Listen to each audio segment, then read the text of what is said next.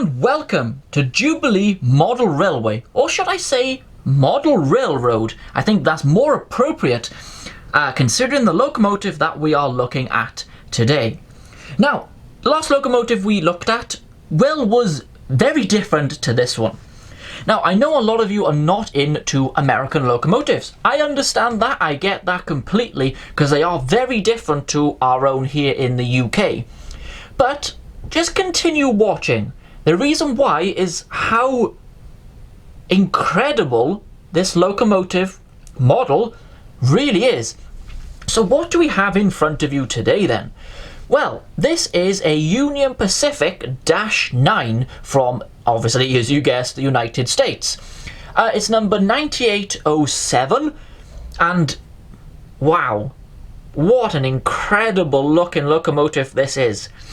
This is manufactured by MTH. Now, some of you here in the UK probably have never heard of those. Well, you wouldn't unless you were into your American market, which you know I am.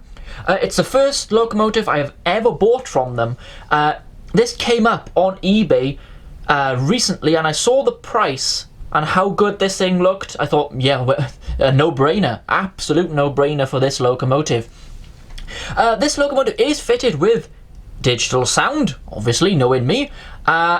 Just a warning, later on, you might want to turn the volume down on your device. This thing is the loudest DCC sound model I have ever had. There is settings to turn it down. I think I'm going to need to do that. So that is just an early warning of how loud this locomotive is. So don't complain in the bottom, because I already know it's too loud. I will sort that out.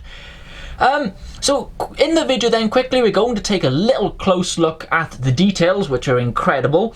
And then we're going to have a running session around the layout with Jubilee Road's longest train. Let's have a little look then at the details. Again, guys, this is freehand, so it might be not as steady as you were hoping it to be, but you can just see the detail. Absolutely incredible. We got the operating lights there, we got the headlights, lit number boards, and there are two lights there just under the front walkway, which are ditch lights, as they call them in America. Now, these only operate when this model is in motion, and also the headlight is brighter when the locomotive moves off. We do have the Union Pacific logo there printed to an exceptionally high standard. We've got grab irons, as they call it, going very American now, all at the front, and the detail and the hoses, it just looks just so good, this model. Now, yes, there is slight damage just here, but the seller did inform me of that, so that's not a problem. We'll probably sort that out at some point. The livery, again, is just perfect, and the under frame detail as well is just, oh, this thing is so good. Nicely fitted fine handrail all the way down the side there. I'd imagine they're air tanks, and they're the main fuel tank underneath. I would imagine they're air tanks, they sure look it. And this, look at the 3D effect on that flag. That is so impressive.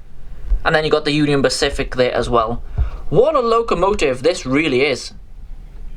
Just the rear of the locomotive there, same stunning detail on this. We do have a operational light there as well, which is currently not on until, well, the locomotive is going in that way, but just take a look at that.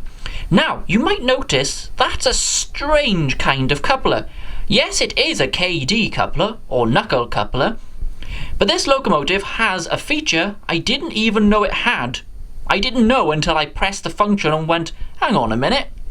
Yeah, this has automatic uncouplers on this locomotive. You press a function on the controller and that little thing moves, you can just see it there at the end, and it uncouples the train without you having to touch it. I love that idea, I didn't even know it had that, so that's a nice bonus there for this model, and yeah, really lovely feature. Again, you got the number there, 9807, and we go to the roof. Look at all those grills on the side and access hatches. There's the exhaust, which is, well, massive, which you would expect. And there's the air horns. And again, I'm going to warn you again, this model is extremely loud.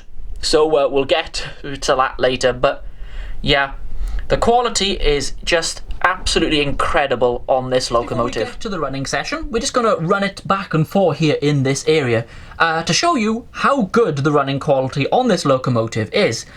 Now this is, as you probably guessed, is a second-hand locomotive, so it's already had its running and all that kind of stuff, but the running quality is really quite impressive. As usual, I will be running it on the 128 speed steps on my Gauge Master controller, to get the best performance out of it, really.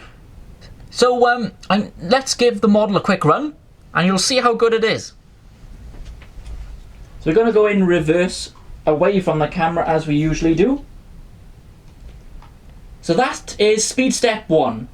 Could you ask for any better than that? I don't think so. If we just move it up through the speed range, absolutely no motor noise to speak of at all. Smooth, powerful running locomotive. We just bring it to a stop. Bring it the other way. Now this is where you'll see the operational headlights working fully. There you go, you can see them. The ditch lights have come on and the headlight is brighter. Absolutely flawless running quality on this locomotive. I don't think you can ask for any better, can you?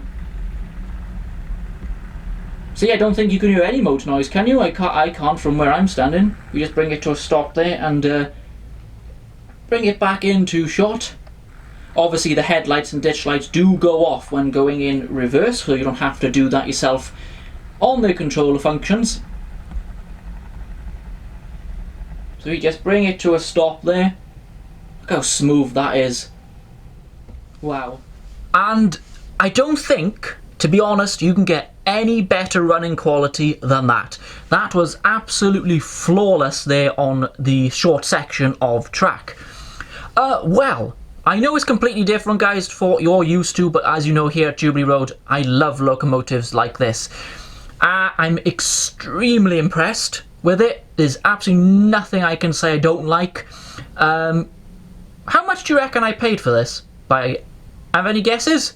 Now obviously it is second hand, and it is, well, you can see the detail. Now you're probably thinking, oh, it's got to be worth what, 250, 300, even second hand. No, it wasn't. I paid £170 for this. Yeah, that is still a lot of money, but that is cheaper than most British DCC sound fitted models on the second hand market, isn't it? And look at the quality of it, it's just wow. Yeah, really, really impressed. You can probably tell I really am impressed with this locomotive, and it'll be a great addition here to the layout. So thank you very much for bearing with me the talking part of the video. Please let me know in the comment sections what are your thoughts on this.